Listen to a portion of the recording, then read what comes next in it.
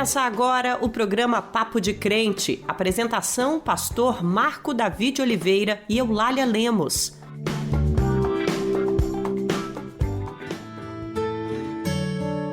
A paz do Senhor, meu irmão, a paz do Senhor, minha irmã, coisa boa ter você conosco mais uma vez. Que Deus abençoe a você e toda a sua família. É sempre muito bom estarmos juntos mais uma vez no Papo de Crente. Deus não faz diferença entre as pessoas, diz Atos 10:34. Neste mês de novembro, celebramos o mês da consciência negra. A Bíblia nos ensina que todos foram criados à imagem e semelhança de Deus e que nossa fé em Cristo Jesus não combina com a discriminação. Dia 20 de novembro não apenas lembra o legado de Zumbi dos Palmares, símbolo da luta contra a escravidão e por liberdade, mas também é um chamado à reflexão sobre igualdade, dignidade e respeito. A paz do Senhor, Eulália. A paz do Senhor, pastor Marco Davi, a paz do Senhor. A paz do Senhor, meus irmãos. Hoje vamos conversar um pouco sobre os desafios que o povo negro ainda enfrenta no Brasil, inclusive dentro das igrejas, nas empresas e na sociedade em geral. Vamos refletir sobre como podemos ser instrumentos de justiça e amor, combatendo o racismo e promovendo a verdadeira comunhão em Cristo. Nosso programa ainda traz informações sobre o meio ambiente, saúde, louvores e uma entrevista especial feita pelo nosso jornalista Marcelo Santos e ainda a mensagem do pastor Ariovaldo Ramos. Mas antes, pastor, vamos orar. Sim, Eulália, vamos orar, vamos conversar com o nosso Deus. Você que está conosco, se quiser, nos acompanhe em oração. Pai querido, nós te agradecemos pelo dom da vida, te louvamos, Senhor Deus, mais uma vez, pelo Papo de Crente. Obrigada, Pai. Pedimos a Deus as tuas bênçãos sobre toda a equipe, Senhor Deus, desse programa. Abençoa, Pai, nós queremos te agradecer, Senhor Deus, pelo povo negro desse país. Amém. Que Obrigada, Pai. resistiu e vem resistindo, Senhor, com força, com determinação. Mas nós queremos te dizer, Senhor Deus, por todas as pessoas, ó Deus, neste país, para que todos nós, ó Deus, não sejamos agarrados pelo racismo, pela discriminação, pela desigualdade. Que haja, Deus, paz nesse país. Amém. Que haja, Senhor Deus, verdadeira equidade, Senhor, e que esse país, ó Deus, seja cada vez mais um país mais justo. Amém. Nós oramos agradecidos, Senhor, e o fazemos em nome de Jesus. Amém. Amém. Então, pastor Marco Davi, você já ouviu a expressão Vassum Cristo? Sim, Eulália, era assim que os negros escravizados saudavam os brancos protestantes. É isso mesmo, pastor. E faziam isso ao encontrá-los pelos caminhos. A expressão vem da frase louvado seja nosso Senhor Jesus Cristo, mas que ao longo dos séculos de sofrimento e dor, as palavras foram sendo abreviadas, reprimidas, saindo quase como um sussurro, um pedido de socorro. Vassum Cristo. Tudo isso aconteceu em nosso país durante os 4 séculos de escravidão, onde nossos irmãos negros eram proibidos de entrar nos templos, assistiam aos cultos pelas janelas, espiando pelas portas, sempre do lado de fora das igrejas, pastor. É verdade, Eulália. Foram muitas as feridas deixadas. Hoje, o povo negro é a maioria nas igrejas evangélicas do Brasil. Segundo o censo 2022, 56% dos evangélicos se declaram pretos ou pardos. Mesmo assim, somos a minoria entre as grandes lideranças nacionais e mulheres negras enfrentam ainda mais barreiras para serem reconhecidas em cargos de ensino e autoridade espiritual. Fora das nossas igrejas, a realidade é ainda mais dura. 75% das pessoas mais pobres do Brasil são negras. Dados mostram que as pessoas negras ganham, em média, 40% menos que as brancas, mesmo exercendo as mesmas funções. Promover a igualdade racial é reconhecer que Deus não faz distinção entre ricos e pobres, entre brancos e negros, mas todos são um só corpo em Cristo. Os negros, irmãos, são também constantemente alvos de violência. A cada 10 vítimas de homicídio, quase 8 são negras. A taxa de feminicídio é 2 vezes maior entre mulheres negras do que entre mulheres brancas. Segundo o IBGE, homens negros ganham 70% do rendimento médio de homens brancos e as mulheres negras recebem menos da metade do salário de um homem branco. Além disso, apenas 5% dos executivos de grandes empresas brasileiras são negros. Esses números nos lembram que a cor da pele ainda determina as chances de viver ou morrer no Brasil. E isso é inaceitável, irmãos. A fé verdadeira se expressa em amor e o amor não tolera o racismo. Ouviremos agora a participação do nosso jornalista Marcelo Santos. Agora é com você, Marcelo, a paz do Senhor. Paz do Senhor, Eulália, a paz do Senhor, pastor Marco Davi, e a paz do Senhor a você, nosso ouvinte. O papo de hoje é com o historiador e pastor Lindon Santos. Professor, obrigado por atender ao convite do Papo de Crente. Olá, Marcelo, é um prazer muito grande conversar contigo e com os ouvintes do programa Papo de Crente mais uma vez. Professor, como os primeiros protestantes e missionários que chegaram ao Brasil lidaram com a questão da escravidão? E por que muitos permaneceram em silêncio diante dessa injustiça? Os primeiros protestantes missionários que vieram para o Brasil chegaram com uma concepção oriunda dos Estados Unidos e da Europa, que já tinha uma relação com a escravização de outros povos, sobretudo os africanos, o comércio também, e a mão de obra desses lugares dependia diretamente dessa prática da escravização. Então havia uma naturalização por parte desses missionários, uma concepção, uma visão de mundo em que não somente a prática da escravização, mas a inferioridade dessas raças em comparação com a raça branca, não é? E toda uma teologia foi construída para legitimar essa condição, essa posição precursora da eugenia, né? Da diferença qualitativa entre as raças, de uma hierarquia de raças superiores e raças inferiores.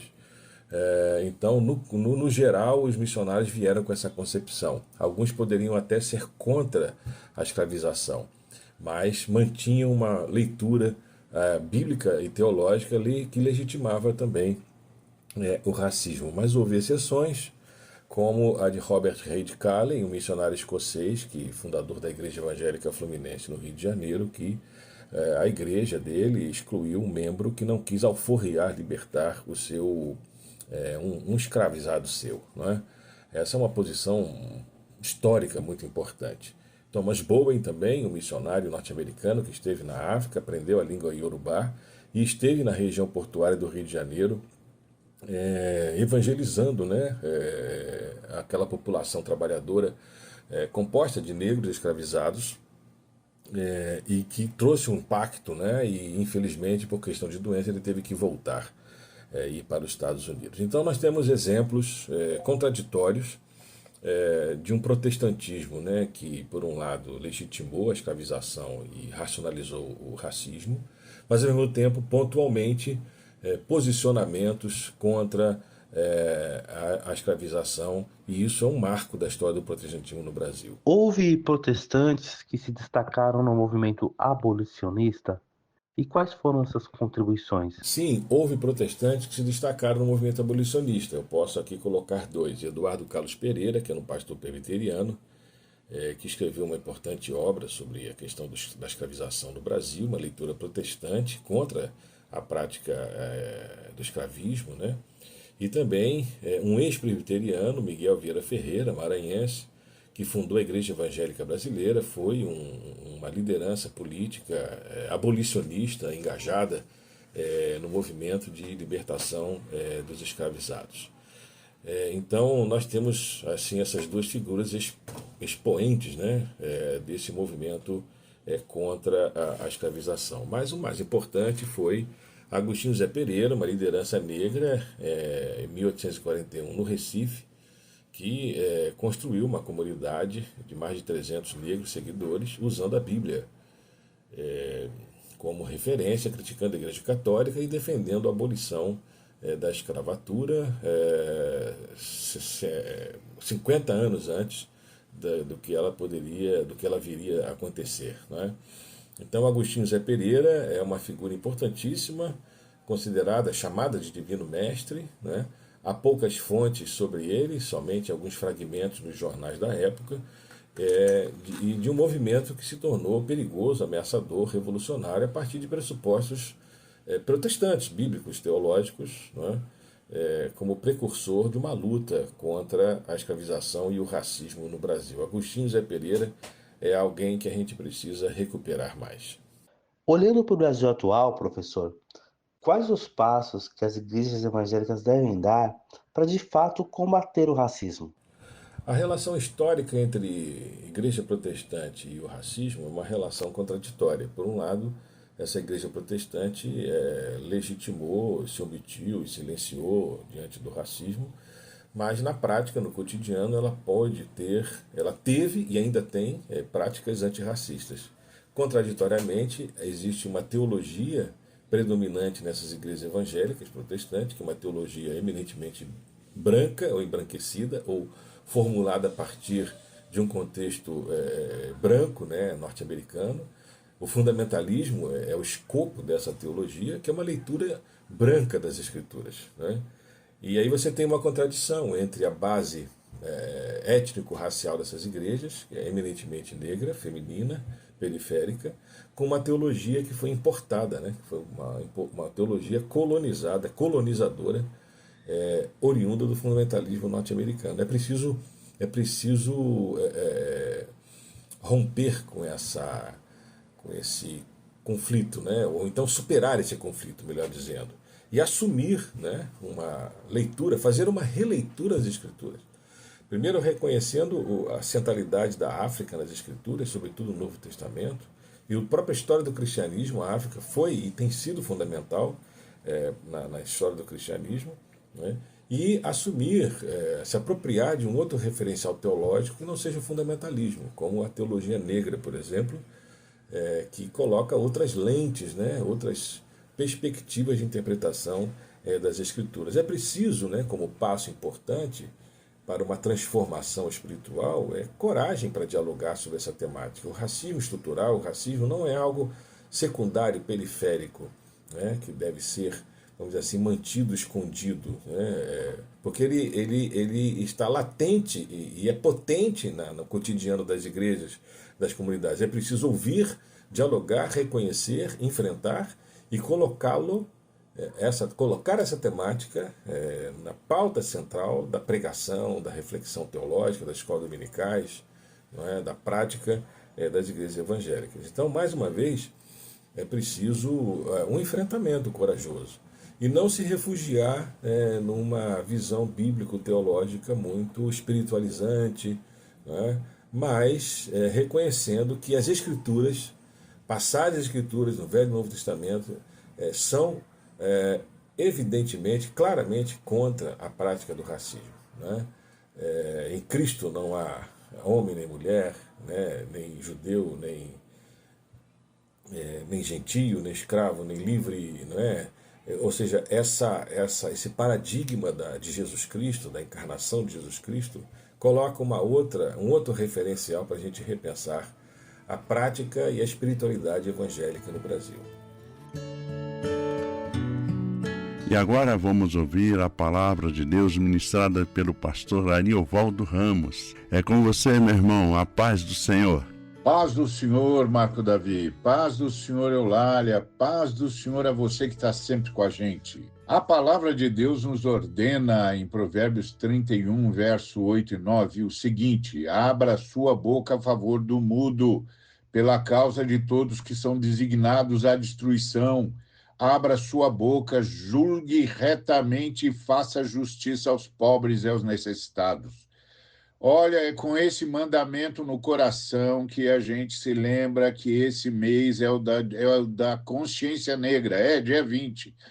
Não é apenas uma data para lembrar, é um dia para obedecer ao chamado de Deus, chamado para a gente ser voz dos silenciados e defensor dos oprimidos. E evocar a memória de Zumbi dos Palmares, um líder que lutou até o fim pela liberdade. A gente é confrontado pela pergunta: a gente tem sido fiel a esse chamado? O nosso presente ainda carrega as correntes invisíveis de um passado que se recusa a morrer. Por exemplo, o racismo estrutural. Não é apenas ofensa direta, injúria que fere a alma. Não, é mais profundo, mais silencioso e, por isso, perverso, mais perverso. Racismo estrutural é o alicerce sobre o qual a sociedade foi erguida. Está nos salários desiguais, na porta que se fecha para emprego, na suspeita que persegue nossos jovens nos espaços públicos. É um veneno que contamina as oportunidades e define destinos antes mesmo do nascimento. O profeta Isaías já advertia a gente sobre isso, dizendo: aprendam a fazer o bem, busquem a justiça, acabem com a opressão. Isaías 1,17. Quando esse sistema falha em silenciar a gente pela exclusão, ele usa força. É aqui que a ferida se torna chaga aberta. As chacinas promovidas pelo Estado não são acidentes como essa no Rio de Janeiro. São um projeto de controle e extermínio que tem alvo, cor e endereço. População negra e pobre das favelas e periferias. O braço armado do Estado que deveria proteger a todos torna-se o algoz daqueles que a sociedade marginaliza. O Salmo 82:3 é um mandamento divino que ecoa através dos séculos. Defendei os pobres e o órfão, fazei justiça ao aflito e ao necessitado. Cada mãe que chora a perda de um filho para a violência policial não chora por acaso, mas pelo descumprimento desse sagrado mandamento. Diante desse cenário, que o Dia da Consciência Negra nos exige? Nos exige mais do que memória, exige compromisso e obediência à palavra. Consciência que celebramos, uma consciência que tem de saber que a luta não acabou. É o entendimento de que não haverá paz enquanto a cor da pele definir o direito à vida e à dignidade. Nossa fé não pode ser cega a essa realidade.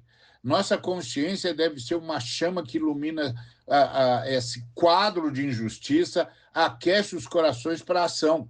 Deve ser a força que nos move a cobrar, a lutar por políticas públicas que desfaçam essa estrutura de morte. Deve ser a solidariedade que nos une, negros e não negros, na construção de um país onde a vida de um jovem da periferia valha tanto como a de qualquer outro jovem. Que a gente possa desejar e lutar para que, como disse o profeta Amós, a justiça corra como um rio e a retidão como um ribeiro perene. Amós 5:24. Que a memória de Zumbi e de todos os que tombaram na luta e que a palavra de Deus que clama por justiça nos inspirem a não desistir.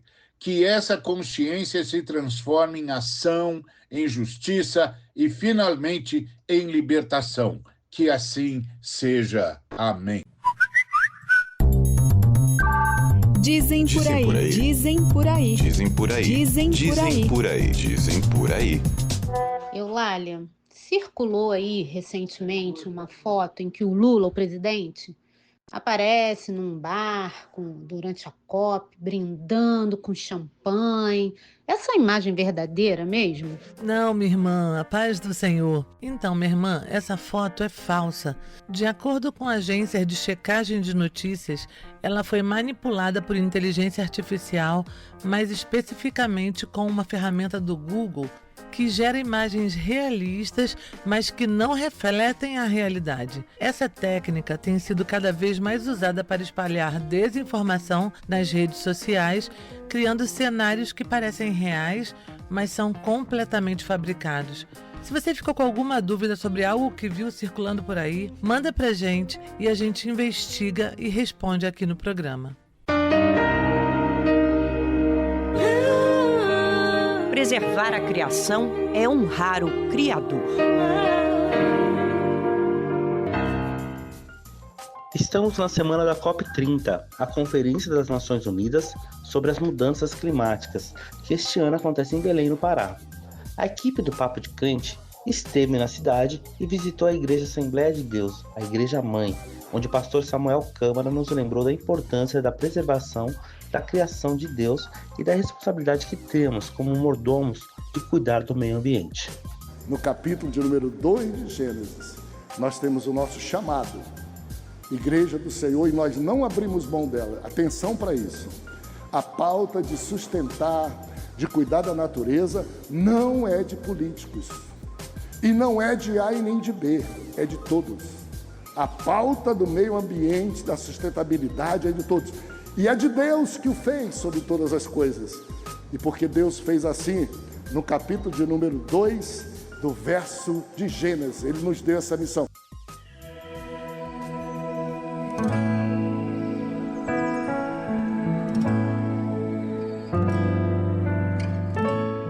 Vida abundante. Informações para um dia a dia com mais saúde.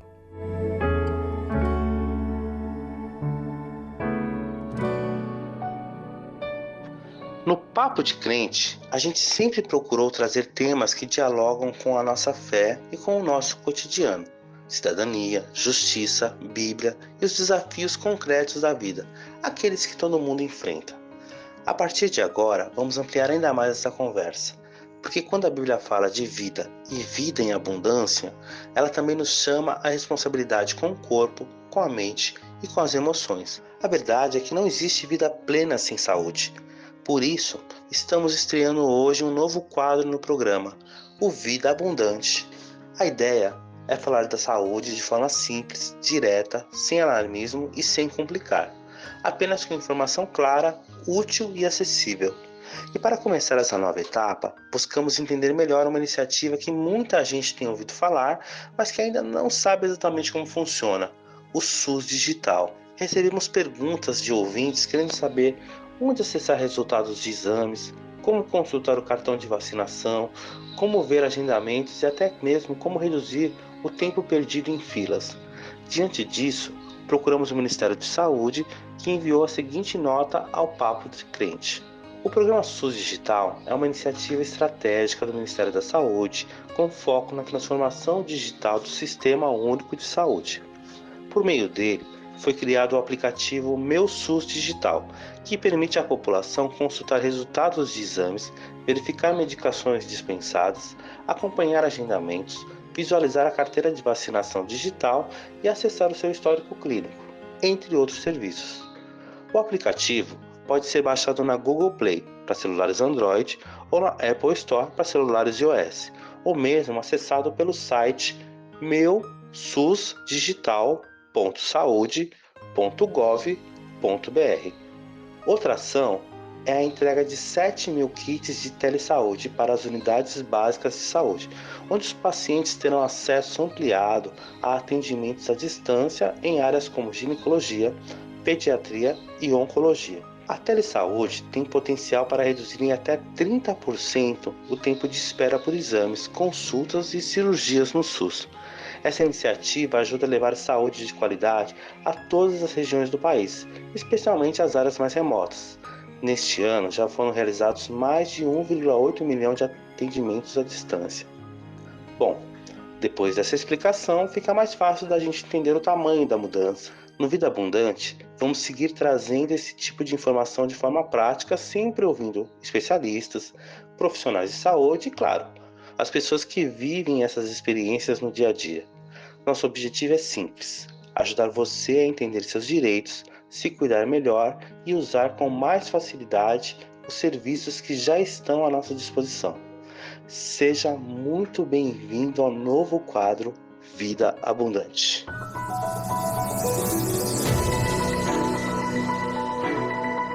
Estudos da USP mostram que, devido às mudanças climáticas, as casas populares no Brasil, como as da Minha Casa Minha Vida, terão aumento da temperatura interna e queda na umidade, o que aumentaria o risco à saúde. Uma pesquisa internacional realizada pela Organização para a Cooperação e Desenvolvimento Econômico mostrou que a confiança dos brasileiros nas instituições cresceu entre 2022 e 2025, com 38% confiando no governo federal e 41% no serviço público. A confiança em benefícios sociais aumentou de 33% para 48% e o Brasil lidera a América Latina em confiança no sistema eleitoral. Estudantes do ensino médio no programa PED-MEIA agora podem escolher onde aplicar o dinheiro recebido, como na poupança ou Tesouro Selic. O programa apoia alunos do CadÚnico a concluírem os estudos. E chegamos ao fim de mais um programa Papo de Crente. Que possamos lembrar que a luta contra o racismo é também uma luta pela vida. E Jesus veio para que todos tenham vida e vida em abundância. Vamos encerrar o nosso programa de hoje com a bênção do pastor Vitor Torres, da nossa Igreja Brasileira no Rio de Janeiro. Até o próximo Papo de Crente. Que Deus os abençoe. Que o amor de Deus, o Pai, a poderosa graça do Senhor Jesus Cristo e a comunhão do Espírito Santo estejam com todos, todas, por toda a terra. Amém. Você ouviu o programa Papo de Crente.